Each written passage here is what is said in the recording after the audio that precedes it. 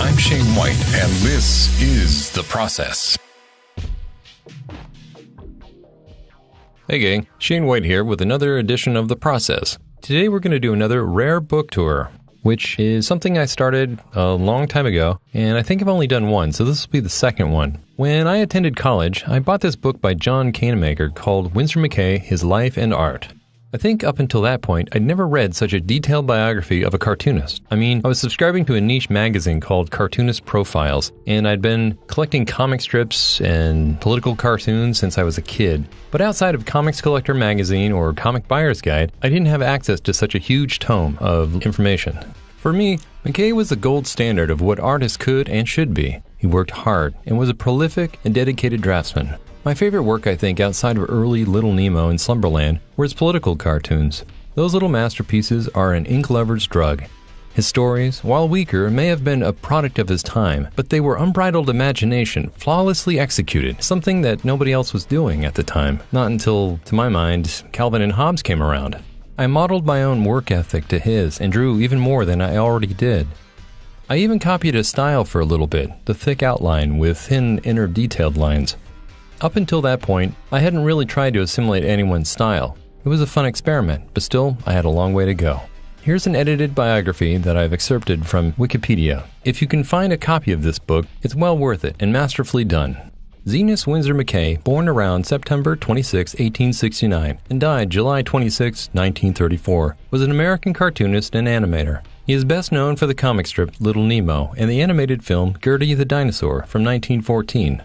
For contractual reasons, he worked under the pen name Silas on the comic strip Dream of the Rarebit Fiend.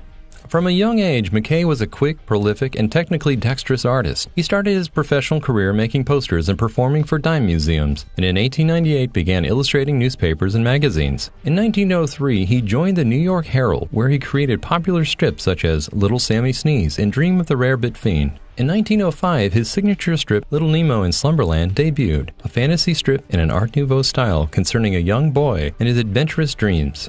The strip demonstrated McCay's strong graphic sense and mastery of color and linear perspective. McCay experimented with formal elements of the comic strip page, arranging and sizing panels to increase impact and enhance the narrative. McCay also performed numerous detailed editorial cartoons and was a popular performer of chalk talks on the vaudeville circuit. McCay was an early animation pioneer. Between 1911 and 1921, he self-financed and animated 10 films, some of which survive only as fragments. The first 3 served in his vaudeville act.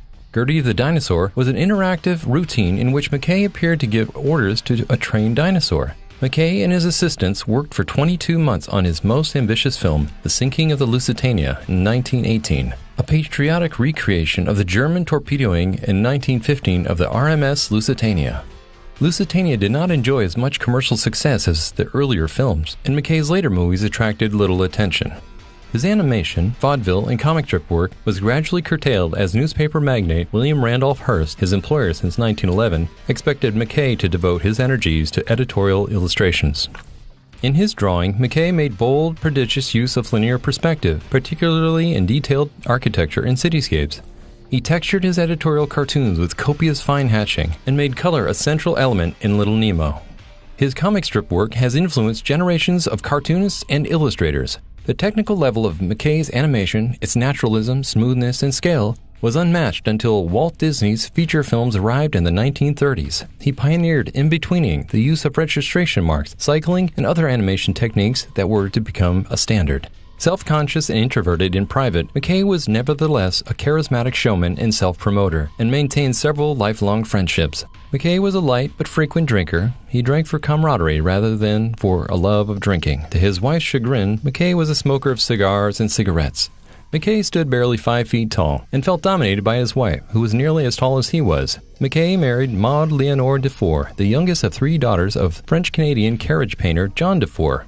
About a decade separated the couple's ages. Winsor was 24 and Maud only 14 when they were married. Biographer Canemaker speculates this may explain the lack of certainty behind McCay's birth date, as he may have claimed to be younger than he was to justify marrying a teenage girl. Maud was also notably age-conscious, as she preferred her grandchildren to call her Nan instead of Grandma, and also dyed her hair as she got older. The McCays took on the traditional roles of a married couple of the time, in that Winsor was the breadwinner and Maud the homemaker. The couple had 2 children, Robert Winsor, born June 21, 1896, and Marian Elizabeth, born August 22, 1897. McCay was said to be easygoing with the children and left discipline to their stern mother. Robert looked up to his father and became an artist himself. He was proud to have served as a model for Little Nemo. The McCays lived lavishly. McCay disliked driving, so kept a chauffeur who also served as a bodyguard, as the editorial cartoons McCay drew for Hearst sometimes attracted threatening letters. Maud made daily trips by limousine to shop in upscale downtown Brooklyn with other well-to-do wives. Maud often complained to her husband, but he refused to discuss matters with her. McCay's politics are unclear, and it is disputed whether he sympathized with the viewpoints displayed in his editorial cartoons. He was agnostic and believed in reincarnation. He was a lifelong member of the Freemasons, which he may have joined as early as when he was living in Chicago. McCay enjoyed robust health most of his life. On July 26, 1934, he complained to his wife of a severe headache. To his horror, he found his right arm, his drawing arm, was paralyzed. He lost consciousness and was pronounced dead later that afternoon, with his wife, children, and son-in-law by his side. He had died of a cerebral embolism and was buried at the Cemetery of the Greens in Brooklyn in a family plot. He had a Masonic funeral in his home, attended by his newspaper colleagues, Hearst and his son, and the Society of Illustrators, among others. Due to his lavish lifestyle, McCay left a smaller fortune than those around him had expected. By the early 1940s, Maud had used up her inheritance and sold the house on Voorhees Avenue. When she died of a heart attack on March 2, 1949, she was living with her daughter and son-in-law. Son Robert was also careless with his inheritance and less successful in art than his father. He worked for a short time at the Hearst papers and tried unsuccessfully to get a job at the Disney Studios before finding a career as an illustrator for training aids special services at Fort Ord. Well, that concludes my artist profile of Winsor McCay. I hope you enjoyed it, and as always, thanks for watching.